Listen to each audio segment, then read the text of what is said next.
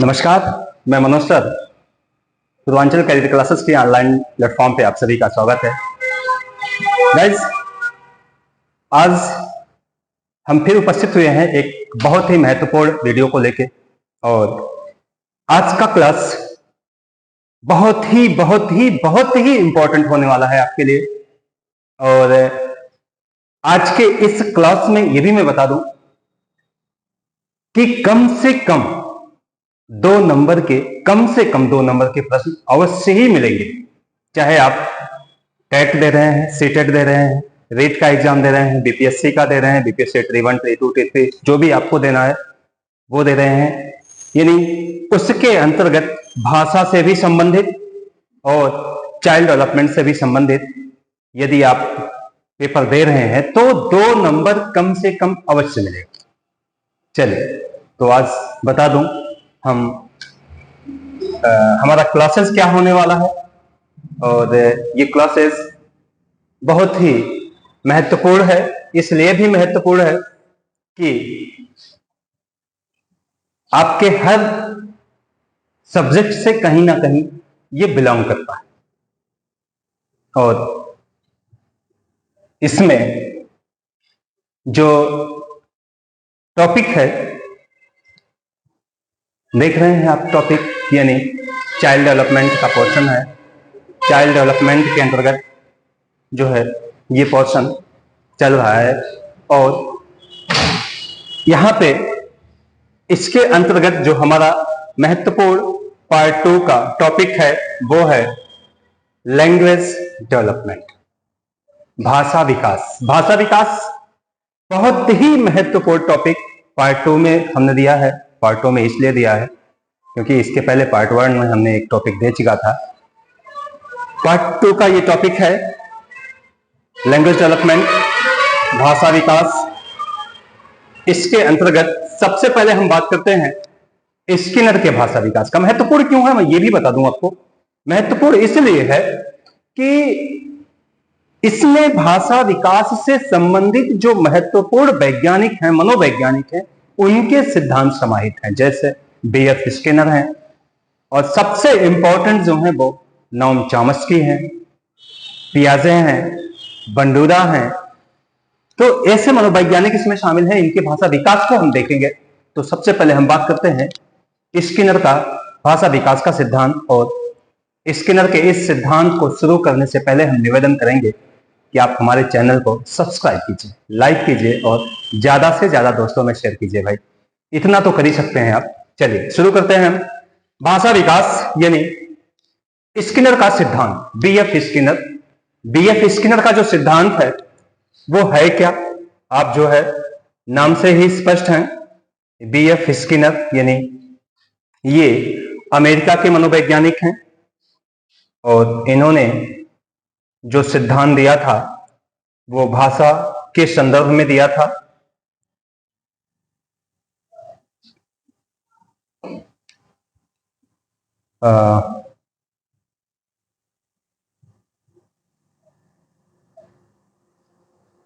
चलिए, ये स्किनर का सिद्धांत। निवासी कहां के थे? ये अमेरिका के थे। और इनकी जो पुस्तक है गाइस, वो पुस्तक क्या है? Verbal behaviour. कौन सी पुस्तक है? Verbal behaviour.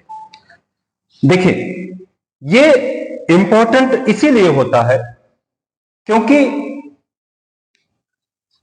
यही 2 प्रश्न मिल गए आपको, है ना। एक ये वर्बल बिहेवियर और अनिवासी, 2 चीजें मिली हैं आपको।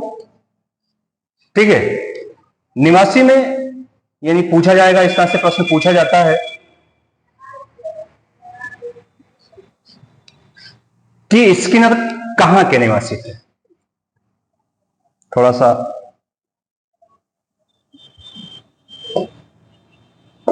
चलिए, ठीक है, कहां के निवासी थे? एक तो प्रश्न ये मिला आपको। तो कहां के निवासी थे? अमेरिका के निवासी थे। दूसरा प्रश्न, इनकी प्रसिद्ध पुस्तक का क्या नाम है? Verbal behaviour. इनकी प्रसिद्ध पुस्तक है वर्बल बिहेवियर। 1938 में इसका प्रकाशन किया गया था। इनकी पुस्तक आई थी वर्बल बिहेवियर। बहुत ही इंपॉर्टेंट है गाइस, अक्सर एग्जाम में मिलता है। वर्बल बिहेवियर पुस्तक के लेखक कौन है? तो स्किनर है, यानी BF स्किनर। ठीक है, BF स्किनर। ठीक है, ये हो गया। चलिए आगे चलते हैं हम। दूसरा, ये जो पुस्तक वर्बल बिहेवियर है या BF स्किनर का जो भाषा विकास का सिद्धांत है, इसके मुख्य बिंदु क्या है? या चलिए मुख्य बिंदु से पहले हम थोड़ा सा अन्य नाम जान लेते हैं। बहुत ही इंपॉर्टेंट ये भी है, अक्सर कंफ्यूजन का विषय होता है, कंफ्यूज करता है हमको आपको कि भाषा विकास के अंतर्गत जो BF स्किनर के सिद्धांत हैं उनको किन किन नामों से जाना जाता है। ठीक है, तो उनके नाम में हम बात करते हैं। पहला है वातावरणीय सिद्धांत। ठीक है, पहला इनका सिद्धांत, भाषा विकास का सिद्धांत, स्किनर के भाषा विकास के सिद्धांत में पहला सिद्धांत है वातावरणीय सिद्धांत। ठीक है, दूसरा सिद्धांत है अवलोकन का सिद्धांत। गाइस निवेदन करेंगे कि आप नोट करते जाइएगा या स्क्रीनशॉट रखिए, हर हाल में प्रश्न पूछा जाता है, इस तरह के प्रश्न बहुत आते हैं, है ना। तो ये अवलोकन का सिद्धांत दूसरा आता है। तीसरा आता है नकल व सुधार का सिद्धांत। नकल व सुधार का सिद्धांत यानी ये भी भाषा विकास के अन्य सिद्धांत यानी BF स्किनर के अन्य सिद्धांतों के नाम से जाना जाता है, नकल व सुधार का सिद्धांत। और चौथा जो आता है हमारा वो क्रिया प्रसूत का सिद्धांत। आपने सुना होगा BF स्किनर के सीखने का सिद्धांत है क्रिया प्रसूत का सिद्धांत या सक्रिय अनुबंधन का सिद्धांत। तो भाषा विकास के संदर्भ में भी वो सिद्धांत लागू होता है यहाँ पे, क्रिया प्रसूत का सिद्धांत। ठीक है, तो ये चार सिद्धांत जो हैं ये बहुत ही इंपॉर्टेंट हैं आपके परीक्षा के दृष्टिकोण से, और हम उम्मीद करते हैं कि ये चारों सिद्धांत, पांचों सिद्धांत जो हैं आपके, इन चारों सिद्धांतों को आप नोट करेंगे, इसके शॉर्ट रखेंगे, क्योंकि आगामी परीक्षाओं में बहुत ही महत्वपूर्ण रखने वाला ये 5 या 4 जो नाम हैं इनके, वो हैं भाषा विकास के संदर्भ में। चलिए आगे चलते हैं हम आगे। अब इनके जो ये 4 नाम हैं उनके प्रमुख बिंदु क्या है? देखिए ये भी एक महत्वपूर्ण है कि उनका प्रमुख बिंदु क्या है। ठीक है, यानी मुख्य बिंदु की बात की जा रही है। जो कहा गया कि वातावरणीय सिद्धांत, आखिर जो वातावरणीय सिद्धांत भाषा विकास में BF स्किनर ने कहा कि ये वातावरणीय सिद्धांत है, भाषा विकास वातावरणीय होता है, तो इसका मतलब होता क्या है? यानी यहां पे स्पष्ट किया जा रहा है कि भाषा विकास वातावरणीय होता है। यानी बच्चे में यदि भाषा का विकास होता है तो वह वातावरण के अनुसार होता है। जिस वातावरण में बच्चा होता है उसी वातावरण से वह भाषाओं को सीखता है, भाषा का विकास करता है। तो इसलिए इसको वातावरणीय सिद्धांत के नाम से भी जाना जाता है। ठीक है, ये तो वातावरणीय सिद्धांत के आधार पे। दूसरा क्या कहता है? अवलोकन के आधार पे भाषा का विकास होता है। अवलोकन के आधार पे भाषा का विकास होता है, इसका मतलब है कि जो भाषा का विकास बच्चे में हो रहा है, जो बच्चा भाषा का विकास कर रहा है, बच्चे में लैंग्वेज डेवलप हो रही है, वह अवलोकन के आधार पर हो रही है। यानी हमारे बड़े बुजुर्ग लोग जो भाषा बोलते हैं, जो शब्द बोलते हैं, जो बातचीत करते हैं, उन्हीं सारी चीजों को वह अवलोकन करता है और उसी के आधार पर वह अपनी भाषाओं को विकसित करता है। ठीक है, तो ये अवलोकन के आधार पे हो गया। अब अवलोकन के आधार पे, चूंकि यहां पे उसका परिवेश, उसका वातावरण या उसका जो है बड़े बुजुर्ग का रहन सहन, ये सारी चीजें प्रयोग के आधार पर होती हैं और उसी के आधार पर, इसीलिए इसको कहा गया है अवलोकन का सिद्धांत। ये अवलोकन का सिद्धांत है। दूसरा आता है भाषा का विकास उत्तेजनाओं के नकल व सुधार के पर सीखता है। यानी जो भाषा सीखता है बच्चा, क्योंकि सिद्धांत है नकल व सुधार का सिद्धांत, जब नकल व सुधार का सिद्धांत है तो इसका मतलब है कि वह जिस भाषा का विकास कर रहा है वह उत्तेजनाओं का नकल और सुधार के आधार पे करता है। यानी बच्चा दूसरों की भाषाओं को, दूसरों के बातचीत करने के तरीके को, दूसरों के शब्द का वो नकल करता है और फिर धीरे धीरे उसी का वह उत्पाद देता है, उसी को वो प्रोडक्ट करता है, उसी को वह बोलता है और उसमें सुधार करते हुए आगे चला जाता है। तो इस तरह से ये जो है नकल व सुधार के आधार पर भाषाओं को सीखता है। ठीक है, यानी भाषा का विकास उत्तेजनाओं को नकल और सुधार के आधार पर सीखता है। ठीक है, अगला क्या कहता है, क्रिया प्रसूत के आधार पर। ठीक है, बालक अनुकरण और पुनर्बलन से भाषा सीखता है। बहुत इंपॉर्टेंट चीजें हैं, यानी बच्चे में जो भाषा का विकास होता है, चूंकि चौथा जो पॉइंट है, जो सिद्धांत है, वह क्या कहता है, क्रिया प्रसूत सिद्धांत कहता है। यानी जो भाषा का विकास होता है वो क्रिया प्रसूत सिद्धांत के आधार पर होता है। क्रिया प्रसूत सिद्धांत क्या होता है? क्रिया प्रसूत सिद्धांत का मतलब है कि बच्चा जो भाषा सीखता है वह अनुकरण और पुनर्बलन के आधार पर सीखता है। ठीक है, अनुकरण और पुनर्बलन के आधार पर सीखता है। इसका मतलब है कि भाषा विकास के सीखने का जो क्रम होता है, बच्चों जो भाषा विकास यानी अनुकरण और पुनर्बलन के आधार पे जो क्रिया प्रसूत सिद्धांत के आधार पे भाषाओं को सीखता है, इसका मतलब है कि वह उसका एक क्रम है। क्रम क्या है? उद्दीपक है, पुनर्बलन है और अभ्यास है। यानी कि बच्चा जो भाषा सीख रहा है वह जो है उद्दीपक, यानी उद्दीपक का मतलब है कि यहां पे यस कह लें हम, इसके बाद रेनफोर्समेंट आर कह लें हम, इसके बाद फिर प्रैक्टिस अभ्यास कह लें। समझ रहे हैं चीज को?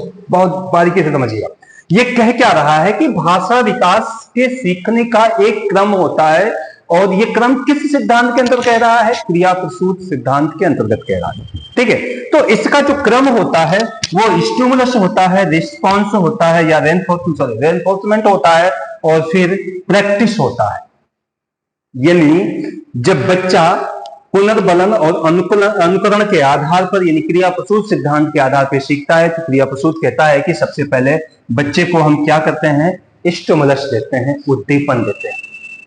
इसके बाद फिर वह जो है उसे एक बल मिलता है, रेनफोर्समेंट होता है, और वह फिर उसी बल के आधार पर, उसी उद्दीपक के आधार पर वह प्रैक्टिस करता है, अभ्यास करता है, और फिर वो भाषा को सीख जाता है। यानी क्रिया प्रसूत सिद्धांत में यशार थियरी कि हम बात सीधे कर लें, यशार थियरी, स्टिमुलस रिस्पॉन्स थियरी जो क्रिया प्रसूत सिद्धांत में चलता था, वही सिद्धांत सेम जो है आपके भाषा विकास में भी स्किनर का लागू होता है कि सबसे पहले हम बच्चे को स्टिमुलस देते हैं, उद्दीपन देते हैं। यानी उसको कहते हैं, जैसे वह कुछ भी बोला, गू गा मा पा बा दा, जो भी बोलता है हम एक स्टिमुलस देते हैं, ताली बजा दें, वाह वाह कह दें, तो उसी के आधार पे वह पुनर्बलित होता है बच्चा। जब वह पुनर्बलित होता है तो वह उसी शब्दों को फिर दोबारा रिपीट करने की बात करता है, और वही जो है उसका यशार्थी कहलाता है, यानी स्टिमुलस रिस्पांस और प्रैक्टिस के रूप में देखा जाता है। चलिए आगे चलते हैं। तो उम्मीद करते हैं कि आप जो है ये जो महत्वपूर्ण बिंदु था आप इसको समझ गए होंगे, और स्क्रीनशॉट लेना चाहे तो आप स्क्रीनशॉट ले लीजिए। फिर हम आगे चलते हैं। नेक्स्ट हमारा देख, ये तो यहां तक रहा, ठीक है। इसके बाद हम अगले पॉइंट पे चलते हैं, नाम चॉम्स्की का सिद्धांत। ये भी बहुत ही इंपॉर्टेंट है गाइस, यानी पूरे भाषा विकास में सबसे अगर महत्वपूर्ण और सबसे ज्यादा दम की बात करता है कोई, सबसे ज्यादा प्रमुखता और मुख्यता की बात करता है कोई, वो करता है कौन? नोम चॉम्स्की का सिद्धांत। नोम चॉम्स्की अमेरिका के रहने वाले मनोवैज्ञानिक हैं। सबसे बड़ी बात तो आप ये जानिए कि ये कहां के मनोवैज्ञानिक थे? तो ये अमेरिका के मनोवैज्ञानिक थे। एक महत्वपूर्ण बिंदु यही मिल गया आपको, अमेरिकी मनोवैज्ञानिक थे नोम चॉम्स्की। भाषा विकास के लिए, पूरे भाषा विकास की मैं बात कर रहा हूं, पूरे भाषा विकास में सबसे महत्वपूर्ण अगर किसी का भाषा विकास का सिद्धांत है तो वो है नोम चॉम्स्की का सिद्धांत। ठीक है, नोम चॉम्स्की अमेरिका के रहने वाले थे। 1960 में इन्होंने अपना ये सिद्धांत दिया था। ठीक है, चलिए इनकी और कुछ बातों पर हम ध्यान देते हैं। सबसे पहले हम बात कर लें इनकी पुस्तक का नाम। बहुत पूछता एग्जाम में, और पूछा गया ये प्रश्न है कि नोम चॉम्स्की कहां के रहने वाले थे? अमेरिका के रहने वाले थे। नोम चॉम्स्की की पुस्तक का क्या नाम है? तो नोम चॉम्स्की की पुस्तक का नाम जनरेटिव ग्रामर है। क्या नाम है दोस्तों? Generative grammar. यानी ये जनरेटिव ग्रामर, ये इनकी पुस्तक है। बहुत ही इंपॉर्टेंट पुस्तक है, आप नोट करिए इसको, जनरेटिव ग्रामर। एक दूसरी पुस्तक भी इनकी है, the responsibility of intellectual, the responsibility of intellectual, ये भी इनकी पुस्तक है। तो सब मिला के इनकी दो पुस्तक है, एक है जनरेटिव ग्रामर और दूसरा है द रिस्पॉन्सिबिलिटी ऑफ इंटेलेक्चुअल। ठीक है, ये दो पुस्तक के नाम है, इसको याद रखना होगा आपको। ठीक, आगे चलते हैं हम नेक्स्ट। इनके सिद्धांत के अन्य नाम जानते हैं, बहुत ही महत्वपूर्ण है गाइस। इनके सिद्धांत के यानी नॉम चॉम्स्की के सिद्धांत के अन्य नाम क्या है? अन्य नाम की चर्चा मैं इसलिए कर रहा हूं कि ये आवश्यक है और जानना है कि किन किन नामों से भाषा विकास, चाहे वो स्किनर का सिद्धांत हो, चाहे वो नॉम चॉम्स्की का सिद्धांत हो, उन्हें अन्य किन नामों से भी जाना जाता है। और आजकल के जो प्रश्न बनते हैं वो सीधे ये नहीं पूछ देगा कि नॉम चॉम्स्की के भाषा विकास को समझाइए, या नॉम चॉम्स्की के भाषा विकास क्या है, या भाषा विकास का सिद्धांत किसने दिया था, नॉम चॉम्स्की या वर्बल बिहेवियर किस सिद्धांत के अंतर्गत आता है, या फिर आपका जनरेटिव ग्रामर किस सिद्धांत के अंतर्गत आता है, ऐसा कुछ नहीं।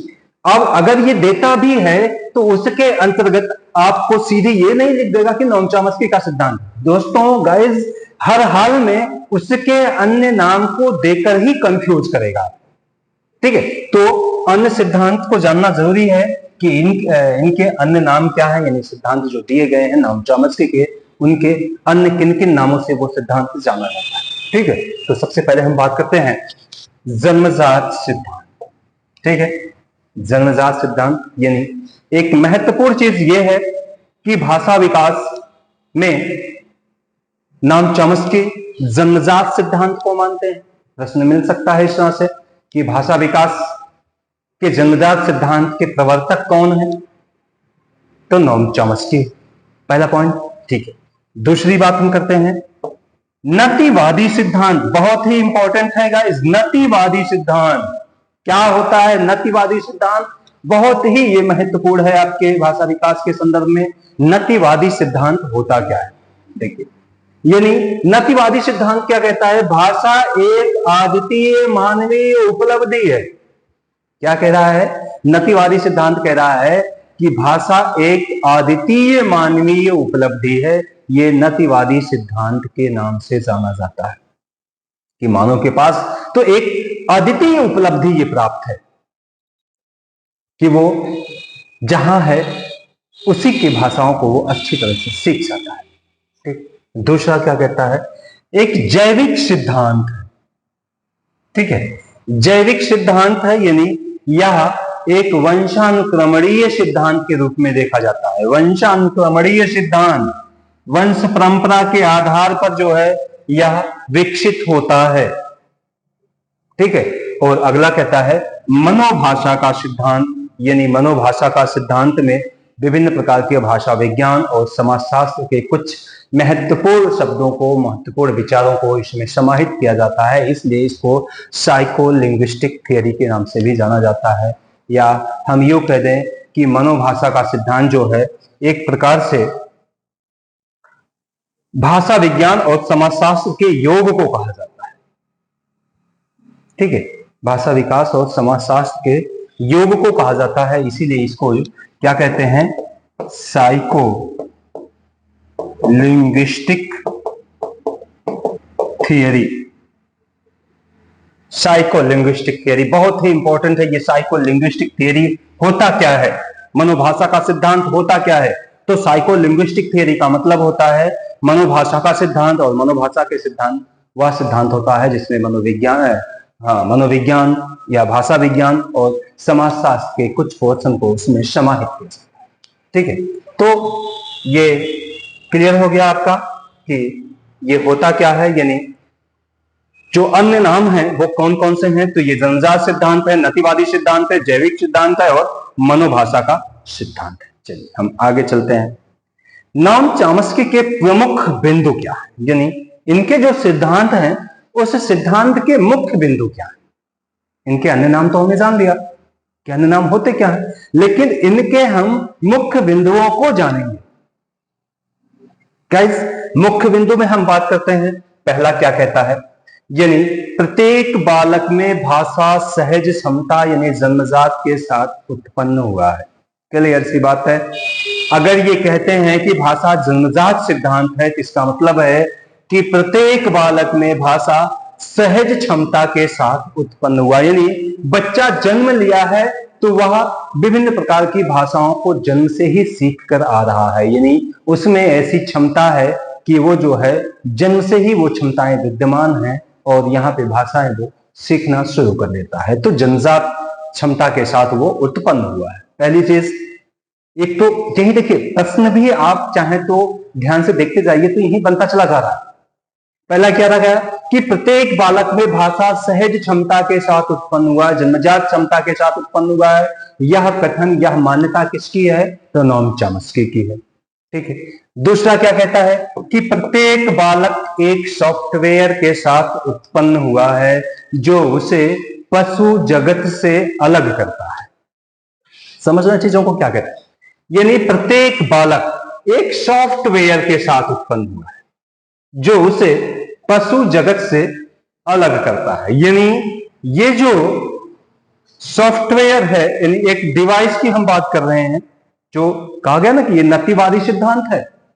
तो नतिवादी सिद्धांत का मतलब क्या होता है, जिसको हमने कहा कि ये मानवीय उपलब्धि है, एक अद्वितीय मानवीय उपलब्धि है। भाषा एक अद्वितीय मानवीय उपलब्धि है। इसका मतलब क्यों मानवीय अद्वितीय मानवीय उपलब्धि कहा गया है इसको, क्योंकि प्रत्येक बालक एक सॉफ्टवेयर के साथ उत्पन्न हुआ है, एक डिवाइस के साथ उत्पन्न हुआ है, और ये डिवाइस ही उसे पशु जगत से अलग करती है। क्योंकि पशुओं में ये डिवाइस नहीं पाया जाता, केवल मानव में ही ये डिवाइस पाया जाता है, इसीलिए इसे पशु जगत से वो अलग करते हैं। ठीक है। तो पॉइंट यहां भी बन गया कि पशु जगत डिवाइस के साथ, यानी किस मनोवैज्ञानिक ने भाषा विकास में सॉफ्टवेयर के साथ बच्चों के उत्पन्न होने की बात स्वीकार की है, या सॉफ्टवेयर के भाषा विकास का प्रमुख आधार माना है, तो नोम चॉम्स्की ने।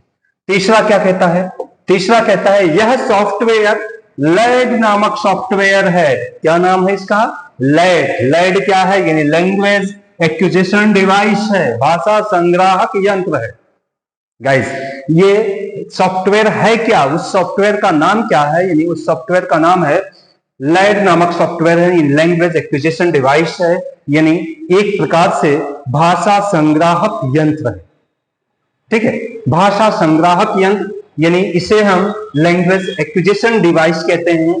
ये ही, यानी इस लैड को ही प्रमुख आधार माना जाता है भाषा विकास का, यानी ये ही नतिवादी सिद्धांत है। इसी को नतिवादी सिद्धांत कहते हैं। यही नतिवादी सिद्धांत के अंतर्गत मानो यही सॉफ्टवेयर, यानी लैड नामक ही सॉफ्टवेयर लेके वो उत्पन्न हुआ है, पैदा हुआ है। ठीक है। चलिए आगे चलते हैं। आगे क्या कहता है, अगला पॉइंट कहता है बालक में शब्दों के सीमित सेट, यानी बच्चों में भाषा विकास के दौरान, शुरुआती दौरान बच्चों में भाषा का एक सीमित सेट होता है। ठीक है। यानी बच्चे में जो भाषा विकास होता है वह एक सीमित सेट के आधार पर होता है।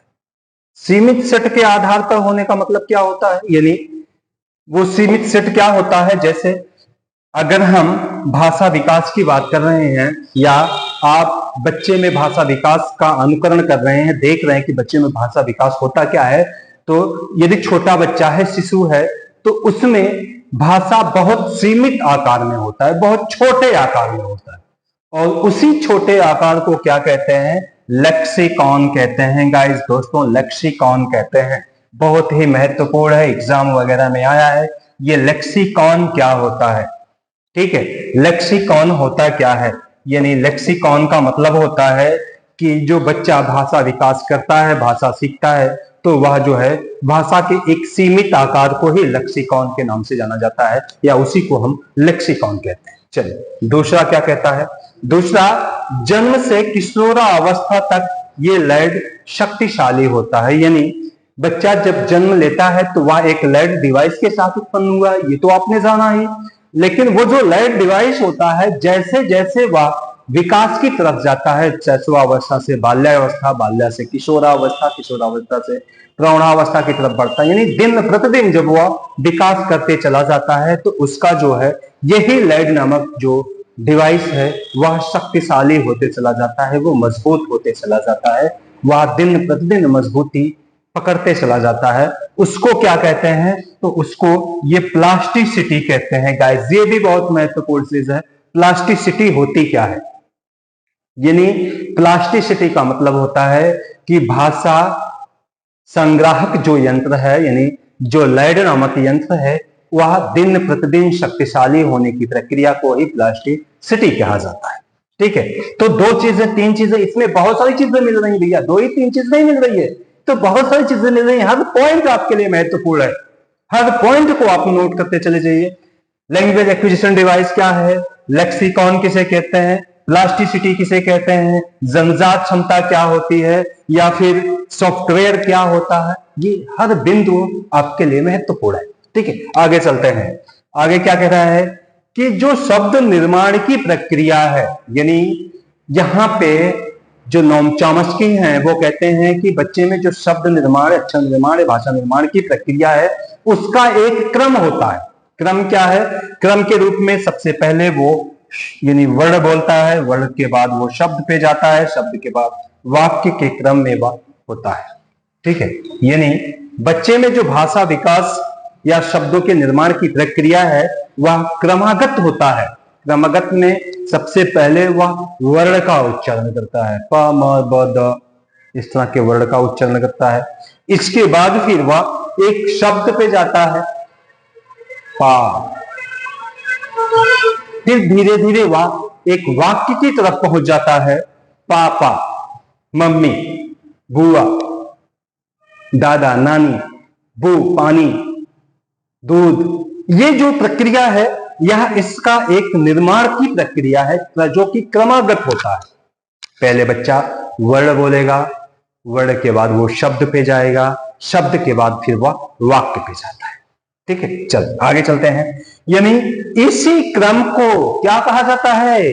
यूनिवर्सल जनरेटिव ग्रामर कहा जाता है, यानी इसी को हम सार्वभौमिक व्याकरण कहते हैं। गाइस ये भी बहुत ही महत्वपूर्ण है, ये भी नोट करने वाला पॉइंट है कि सार्वभौमिक व्याकरण किसे कहा जाता है। यानी सार्वभौमिक व्याकरण, शब्दों के निर्माण की क्रम को सार्वभौमिक व्याकरण कहा जाता है। ये सब में विद्यमान होता है। हर व्यक्ति जो है भाषा विकास के इसी क्रम का अनुकरण करता है, इसी क्रम का अनुसरण करता है और वो अपने में भाषा का विकास करता है। इसीलिए इसे सार्वभौमिक व्याकरण कहा जाता है, या यही जो है यूनिवर्सल जनरेटिव ग्रामर के नाम से जाना जाता है। ये भी एक बहुत महत्वपूर्ण चीजें हैं। तो ये तो चीजें रही इसके मुख्य बिंदु के आधार पर, और बहुत ही महत्वपूर्ण चीजें हैं गाइस इसमें। पूरा यदि आप चाहें तो नोम चॉम्स्की के सिद्धांत के ये मुख्य बिंदु को स्क्रीनशॉट रख लीजिए। हर हाल में ये इससे बहुत सारे प्रश्न बन जाते हैं, बहुत सारे एग्जामों में ये प्रश्न मिलता है इससे, तो आप चाहें तो इसको स्क्रीनशॉट रख लीजिए। फिर हम आगे चलते हैं।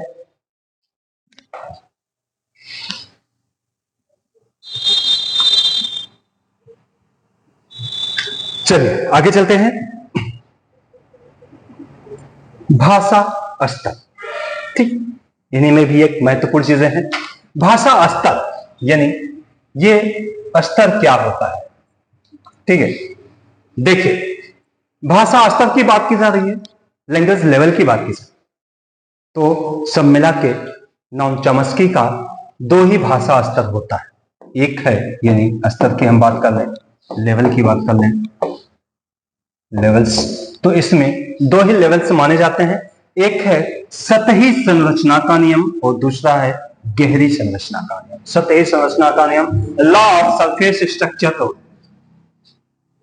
यानी एक सरफेस स्ट्रक्चर की बात की जा रही है, सतही संरचना की बात की जा रही है, और दूसरा डीप स्ट्रक्चर की बात की जा रही है, गहरी संरचना की बात की जा रही है। ये गाइस समझने की बात है। यानी यहां पे कह रहा है सतही संरचना का मतलब होता है कि सर्वप्रथम बच्चा शब्दों को बोलना सीखता है, यानी वह जो कुछ भी बोलता है वह केवल बोलता है लेकिन उसके अर्थ को नहीं समझता। ठीक है, यानी वह शब्द को तो बोल लेता है लेकिन उसके अर्थ को नहीं समझता है, नहीं समझता है। ठीक है, अब समझ रहे होंगे मेरी बात को, मैं कहना क्या चाहता हूं। यानी बच्चा जो कुछ भी बोल ले, जैसे हमने किसी बच्चे से पूछा क्या कर रहे हो, उसका सीधा जवाब खेल रहे, बैठे हैं, लेकिन उसके अर्थ को वो नहीं समझता, कुछ नहीं कर रहे, ये फला काम कर रहे हैं, वो उसके अर्थ को नहीं समझते, बस ये बोल दिया केवल कि हाँ ये जो है हम ये काम कर रहे हैं। यानी वह केवल शब्दों की जानकारी रखता है, अर्थों की जानकारी नहीं रखता। यही सतही संरचना कहता है। सतही संरचना का मतलब सतह पर रहना, यानी ऊपरी लेवल। पृथ्वी का एक सतह होती है और एक जो है गहरी होती है, गहराई होती है। ठीक है, सतह पर कोई काम किया जाए या फिर डीप यानी गहराई में जाके कोई काम किया जाए, तो यहां पे गहराई की बात नहीं की जा रही, यहां सतही संरचना की बात की जा रही है। और सतही संरचना कहती है कि केवल लेवल पर रहने की बात हो रही है। बच्चा जो कुछ भी जानता है, शब्द जानता है, जो शब्द बोलता है, जो वाक्य का वो उच्चारण करता है, केवल उसको उसी शब्द वाक्य से मतलब है, उसके अर्थ से मतलब नहीं होता है। दूसरा, गहरी संरचना क्या कहता है? गहरी संरचना कहता है शब्दों के अर्थ तथा उसकी अभिव्यक्ति को समझना। अब बच्चा जो कुछ भी बोलता है वह उसकी अभिव्यक्ति और वह उसके अर्थ को भी समझने लगता है। ये भाई विकास की प्रक्रिया है। पहले तो वह एक सरफेस स्ट्रक्चर पे होता है, लेवल पे होता है, तो वो केवल शब्द बोल दिया, घुमक्कड़, घूमना। अब उसका अर्थ क्या होता है ये नहीं, बच्चा बहुत दुष्ट है, गंदा है, लेकिन अब वो गंदा का अर्थ नहीं समझ रहा है। हमने, आपने या अन्य लोगों ने गंदा बोला होगा, वही शब्द वह सुना है और उसी शब्द का वो उच्चारण कर दिया। ये सतही संरचना कहला है। लेकिन गहरी संरचना क्या कहता है कि अब अगर उस वह किसी बच्चे को गंदा बोल रहा है तो हम उसको पूछते हैं कि बेटा वो गंदा कैसे है, तब वो बताता है कि इसने हमको गाली दिया, ये गंदा काम किया, या इसने हमको मारा, इस तरह की गंदगी फैलाया। ये सारी चीजें क्या होती हैं, ये गहरी संरचना के अंतर्गत देखी जाती है। ठीक है, तो ये चीजें रही आपको। उम्मीद करते हैं कि ये भी स्पष्ट हो गया होगा। ठीक है, इसके बाद देखिए, इसके बाद हमको क्या करना है कि बहुत छोटे छोटे, ये तो भाषा विकास चामस्की का यही समाप्त हो गया। ठीक है, इसके बाद फिर हम बात करते हैं पियाजे का भाषा विकास। बहुत छोटा सा है, कुछ ज्यादा योगदान तो इनका नहीं है भाषा विकास के संदर्भ में, क्योंकि संज्ञानात्मक विकास के लिए महत्वपूर्ण है। संज्ञानात्मक विकास इनका काफी चर्चा में है, तो उसी के अंतर्गत इन्होंने भाषा विकास के बारे में भी थोड़ा सा चर्चा किया, जिसमें पहली बात हम करते हैं इनका पियाजे का जो भाषा विकास है वह सेल्फ टॉक के माध्यम से होता है। गाइस, बहुत ही इंपॉर्टेंट चीजें हैं ये। सेल्फ टॉक यानी बच्चा अहम केंद्र या आत्मवार्ता से भाषा सीखता है। बहुत ही महत्वपूर्ण है ये चीजें। आत्मवार्ता क्या चीज होती है? आत्मवार्ता यानी सबसे पहले बच्चा भाषा जो सीखता है वो सेल्फ टॉक के आधार पर सीखता है, अपने आप से ही बातचीत करना। आप रास्ते में जा रहे हैं तो अपने आप से बातचीत कर रहा है बच्चा, अपने आप कुछ ना कुछ बोलता जाता है, फिर उसका जवाब भी वही देता है, फिर उस चीजों को वही करता है। तो ये सेल्फ टॉक होता है। सेल्फ टॉक के आधार पर वह बातचीत के माध्यम से भाषा को सीखता है। तो यही क्या है इनका, ये अहम केंद्र है, सेल्फ टॉक है, ये महत्वपूर्ण चीज है। आत्मवार्ता भाषा विकास का प्रमुख आधार है। ये किस मनोवैज्ञानिक का कथन है? तो ये जो है जीन पियाजे का कथन है। ये जीन पियाजे के भाषा विकास के अंतर्गत देखा जाता है। ठीक है, और इसका समय क्या होता है, ये समय भी देख लीजिए, 2 से 4 वर्ष। भाषा विकास 2 से 4 वर्ष के, यानी पियाजे कहते हैं कि भाषा विकास 2 से 4 वर्ष के दौरान ही होता है। और उस दौरान बच्चा जो सेल्फ टॉक करता है, जो अहम केंद्र की बात करता है, यानी आत्मवार्ता की बात करता है, वही उसके भाषा विकास का प्रमुख आधार होता है। ठीक है, इन्होंने 2 लेवल की बात की है। पहला है प्री ऑपरेशनल स्टेज और दूसरा है पोस्ट ऑपरेशनल स्टेज। यानी प्री ऑपरेशनल स्टेज होता है ये, और एक होता है पोस्ट ऑपरेशनल स्टेज। ठीक है, यानी इनका सब मिला के अहम केंद्रता के द्वारा ही बच्चा भाषा को सीखता है। अहम केंद्रता, ईगो सेंट्रलाइज्ड होकर यानी बच्चा ईगो सेंट्रलाइज्ड होकर ही वो भाषाओं को सीखता है। ठीक है, तो इनका समझ में आ गया। इसके बाद इसी तरह से छोटे छोटे और दो मनोवैज्ञानिक हैं जिनका बहुत ज्यादा तो नहीं योगदान है भाषा विकास के संदर्भ में, लेकिन कभी कभी इनसे एकाध प्रश्न मिल जाता है किसी, चाहे वो आपकी किसी भाषा स्तर की हो, Hindi language, English language, Urdu language, Sanskrit language, तो अक्सर मिल जाता है उसमें। तो हम बात कर लेते हैं ऐसे मनोवैज्ञानिक कौन है। वाइगोत्स्की। वाइगोत्स्की का सिद्धांत बहुत ही इंपॉर्टेंट सिद्धांत तो नहीं कह सकते, लेकिन इंपॉर्टेंट सिद्धांत कह सकते हैं कि ये इंपॉर्टेंट सिद्धांत वाइगोत्स्की का सिद्धांत। ये क्या होता है, देखिए वाइगोत्स्की का भाषा विकास होता क्या है। बालक अंतःवाक और अंतः क्रिया के माध्यम से भाषा को सीखता है।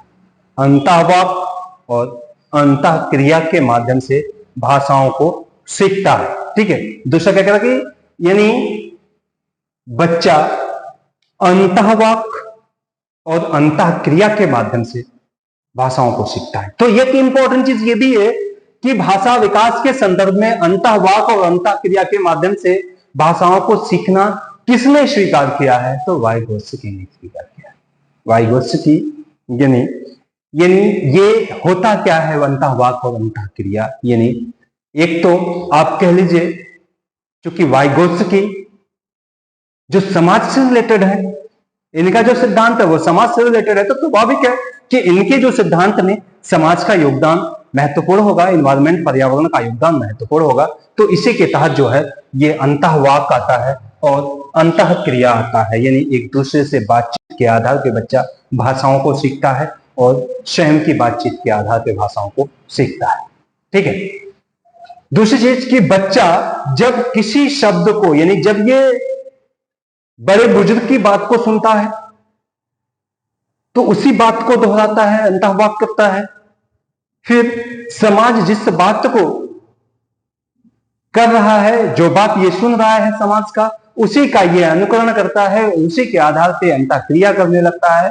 यानी उस शब्द को, उस विचार को, उस बात को जब वो बार बार दोहराता है तो उसे क्या कहा जाता है, उसी को गाइस इकोलेलिया कहते हैं। बहुत ही इंपॉर्टेंट शब्द एक है आपका इकोलेलिया। इकोलेलिया एग्जाम में अक्सर मिल जाता है, और खासकर मैं बता दूं आपको हिंदी, संस्कृत और अंग्रेजी, उर्दू के साहित्य वाले पेपर में बहुत ज्यादा ये पूछता है इकोलेलिया का मतलब क्या होता है। ठीक है, तो इकोलेलिया का मतलब होता है कि बच्चा किसी शब्द को, किसी वाक्य को, किसी अक्षर को जब बार बार दोहराता है तो वही उसका इकोलेलिया कहलाता है। ठीक है, चलिए आगे चलते हैं। एक और मनोवैज्ञानिक हैं बंडूरा साहब, अल्बर्ट बंडूरा, नाम तो सुना होगा इनका, अल्बर्ट बंडूरा। इनका भी एक भाषा विकास में छोटा सा योगदान, भले छोटा सा योगदान हो लेकिन कहीं ना कहीं ये हमारे लिए बहुत बड़ा योगदान साबित हो सकता है। जैसे आपके वाइगोत्स्की हैं, इनका भाषा विकास में छोटा योगदान है, लेकिन एक नंबर अवश्य देके ये जाते हैं इकोलेलिया शब्द और अंतःवाक और अंतःक्रिया शब्द का रिलेशन किससे है, वाइगोत्स्की से। तो उसी तरह से अल्बर्ट बंडूरा का भी एक सिद्धांत भाषा विकास के संदर्भ में है, और उस सिद्धांत का जो योगदान है वो है क्या, यानी वह कहते हैं भाषा विकास केवल अनुकरण के आधार पर सीखा जाता है। सामाजिक अधिगम के सिद्धांत के अंतर्गत देखा जाता है बंडूरा साहब का नाम। तो अल्बर्ट बंडूरा कहते हैं कि बच्चों में जो भाषा विकास होता है वह अनुकरण के आधार पर सीखता है, यानी वही चीजें हम बड़े बुजुर्ग, माता पिता, भाई बहन, परिवार के अन्य सदस्यों के जो बोलचाल की प्रक्रिया है, जो बोलचाल के शब्द हैं, जो उनकी अभिव्यक्ति है, उन्हीं अभिव्यक्ति को बच्चा बहुत ध्यान से अनुकरण करता है, फिर वही चीजें वो दोहराता है और इसी के आधार पर वह जो है भाषाओं को सीख जाता है। ठीक है, तो ये चीजें जो है अल्बर्ट बंडूरा के आधार पर नहीं, चाहे तो आप जो है स्क्रीनशॉट इसका ले सकते हैं, अल्बर्ट बंडूरा का सिद्धांत। चलिए तो गाइस आज यहीं तक फिर हम मिलेंगे एक नेक्स्ट वीडियो के साथ। तब तक के लिए नमस्कार।